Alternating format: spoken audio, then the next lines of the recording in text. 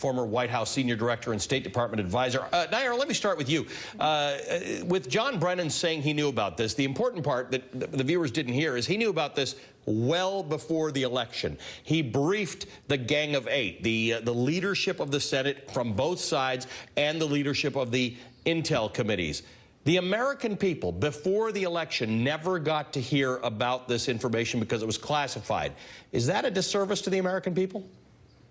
Well, let's not forget that actually on January 2nd, because of the intel received by the CIA and passed on to the White House, the United States issued more sanctions against not only Russian individuals, but Russian entities as well. And this is above and beyond the sanctions that are already in place because of Russia's invasion of Ukraine. So we've already known, writ large, that the Russians are not friends of democracy. They use this idea of cyber warfare to soften the ground and maintain their own objectives and foreign countries, and that's part of what the CIA has been examining. Unfortunately, the country was caught up in a different type of investigation, and that was on the domestic side with the FBI. But the CIA and Director Brennan, even as you hear him today, is trying not to reveal their tactics and their sources while they're also trying to make the case for having additional actions against Russia. Ari Melber, Mike Flynn is not planning to hand over the documents that he has been asked for by the Senate.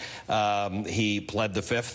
He might not be in any position to give them over, but Senator Mark Warner from the Intel Committee said this. Flynn tried to plead the Fifth.